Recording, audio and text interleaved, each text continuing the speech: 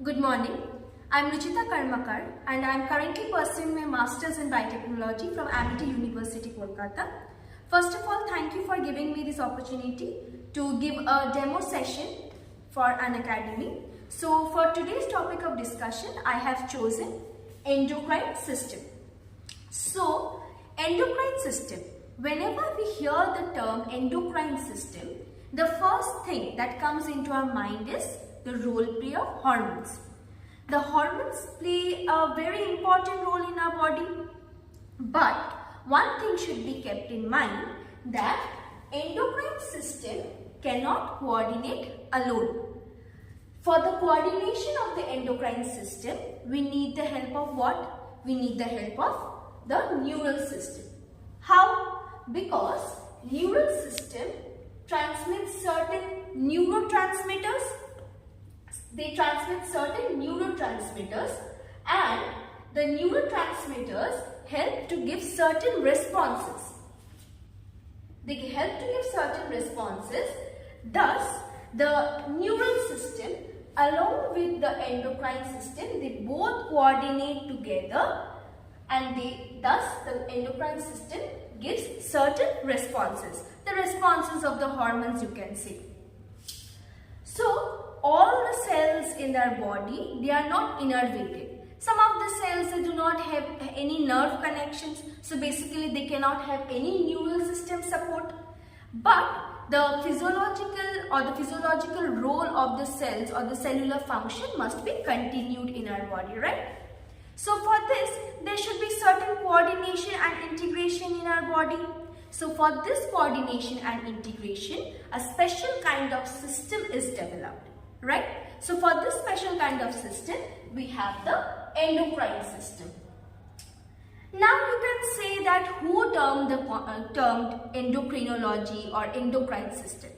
So there was a scientist who named as Thomas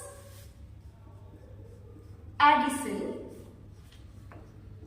Thomas Addison, he was the first person to term endocrinology.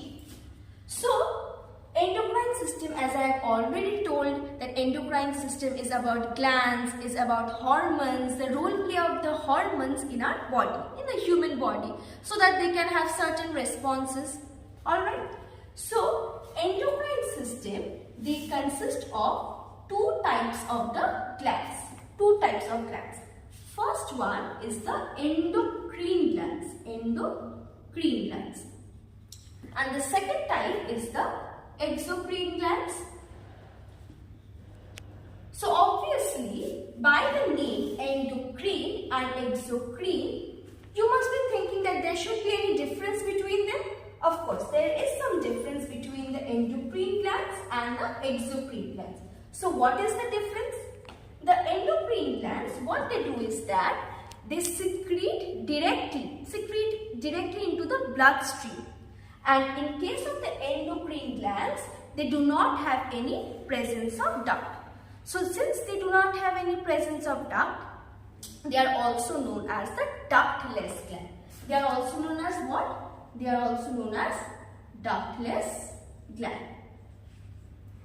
Whereas for the exocrine glands, as I have told that there is a difference between endocrine and exocrine. The exocrine gland is what? They secrete enzymes. They do not secrete directly into the bloodstream. They secrete some kind of the enzymes. And in exocrine type of the glands,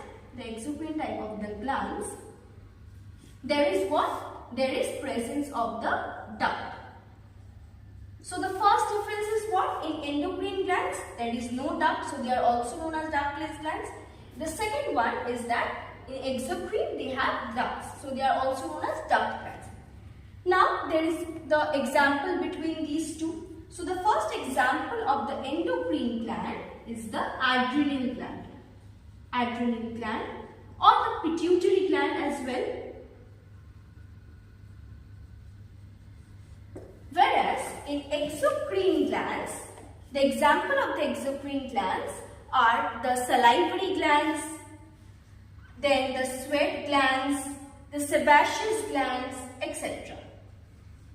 In salivary glands, so salivary glands?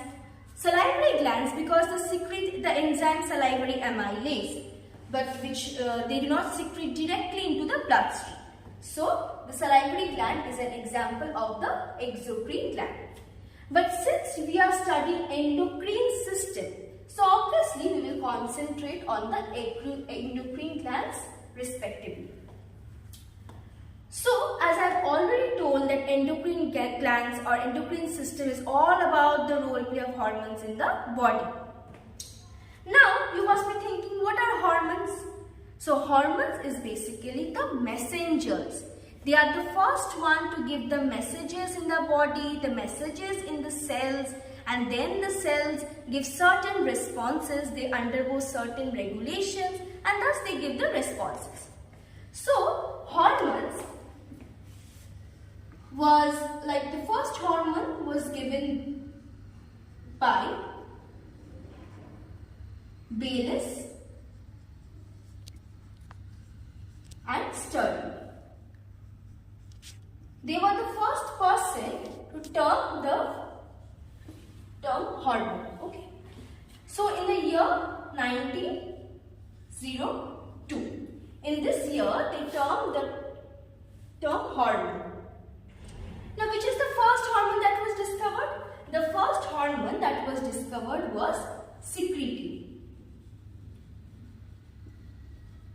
Secretin was the very first hormone that was discovered.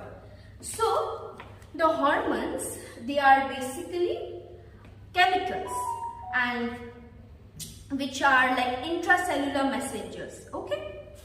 So, the hormones again, they are of two types. Basically the chemical nature, since they are type of chemicals like the vasopressin, the testosterone, these all are hormones, correct? So the chemical nature, there must be obviously a chemical nature since hormone is a chemical. So the chemical nature is basically of two types. First one is the proteinaceous. First nature of the hormones, the chemical nature is the proteinaceous. Second one is steroid. Second one is steroid. So there are basically two types or two chemical nature of hormones. So under proteinaceous, again there are four types of the proteinaceous hormones, like the amino acid derivatives, the long chain, short chain, and the glycoprotein. Whereas the steroid hormones, they do not have any further derivatives. So the amino acid derivatives. So what are the hormones that come under the amino acid derivatives? The vasopressin or the non-epinephrine, epinephrine, all these are amino acid derivatives. Long chains are the vasopressin, short chains are the insulin, and the glycoproteins, they have the FSH, TSH, testosterone. Testosterone is secreted by obviously testes, that is in the male reproductive system, and as you all know, progesterone is a female reproductive hormone and which is secreted by ovary, correct? So we have completed the basics of the hormones. Now I would like to explain one mechanism of hormone. So basically what happens, the very basic of the hormones is that first a hormone comes and it reacts with a receptor. But one thing should be kept in mind, that first of all hormones come and they interact with the receptor which are present in the cell, but all cells cannot react to the specific hormones. So the specific cells only react to the specific hormones. So these cells are known as the target cells. Okay, they are known as the target cells. So only the target cells will give responses to that specific hormone. So the mechanism of the hormone is of two types. First of all, there is this water soluble hormone. Second one is the lipid soluble hormone. Okay. In water soluble hormone, what happens is that first a hormone comes. Alright. It comes and binds to the receptor. This receptor is present where? It is present on the cell membrane. This is the ovarian cell membrane. Okay. This is the ovarian cell membrane. So the hormone comes and it binds to the receptor of the ovarian cell membrane. Alright. But this hormone cannot enter into the cell. It cannot enter into the cell. Thus, for that reason, it gives a response. Now, what is a response? The response in this case is the secondary messenger. So they give a kind of a secondary messenger. So once it reacts with the receptor, it gives a second message so that they can further give the biochemical responses or the physiological responses. So once the secondary messenger is created inside the cell, secondary messenger is not created outside the cell. After it is reacting, only then it gives a response and then it gives a secondary messenger. Alright. So once it gives a secondary messenger, then it starts its biochemical response. Biochemical response is like any degradation of the carbohydrates or proteins or anything. Once the biochemical responses is done, then it comes with the physiological response. After any catalysis or any mechanisms of the biochemical response, then it comes with the physiological response. The physiological response in case of the ovarian cell membrane is the ovarian growth. Ovarian growth. So the hormones in this example, this hormone comes and binds with the receptor. It gives a response inside the cell because this in water soluble hormone, as I have told, hormones cannot enter into the cell. So what? So they give a response inside the cell, that is a secondary messenger. Then it gives biochemical responses and then it gives the physiological responses, which is the ovarian growth. Alright. Now, the second type of the hormone mechanism is the lipid membrane or the lipid soluble hormone mechanism. What happens? This is a bit different if we compare with the water soluble hormones. So in the lipid soluble hormones, what happens? Suppose this is a hormone. Okay, this is a hormone. In the lipid soluble hormones, the hormones can come inside the cell. It's intracellular responses. One thing should be kept in mind that water soluble is not intracellular response. Whereas the lipid soluble membranes or the lipid soluble membrane hormones, they are intracellular. Membrane hormones, they are what? They are intracellular. So what do you mean by intracellular? Of course, inside the cell. So the hormone comes inside the cell. Alright. Once the hormone comes inside the cell with the help of the receptor. Okay. Now this is the target cell. As I have told before, all hormones cannot meet or react with all types of the cell. They need a specific type of the cell only to react or to give responses. Alright. So this is the target cell.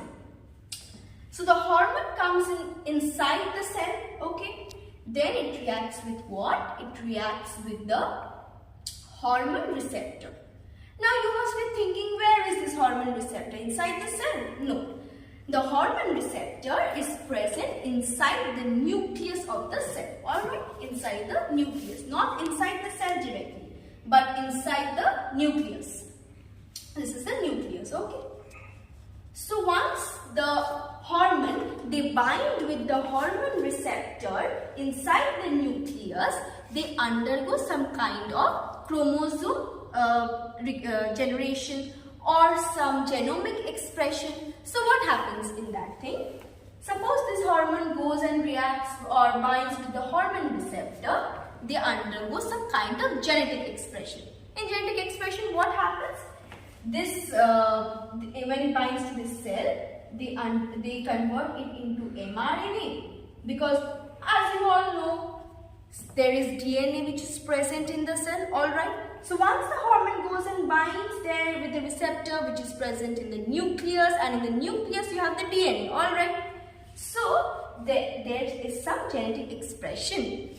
So from there, the DNA, the converted DNA gets converted into the mRNA.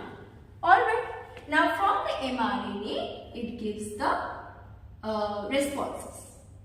It gives the responses, and as you all know, from the mRNA, when it gives the responses, it undergoes what? It undergoes translation. It undergoes translation. And one more thing, from DNA to mRNA, when like DNA is obviously present in the nucleus, so there is this transcription that occurs. Correct? So this responses is thus the final responses or the physiological responses that is given by the lipid soluble membrane hormone. So this total thing is the lipid soluble membrane hormone system. Okay, so further topics will be discussed in the further videos. Thank you.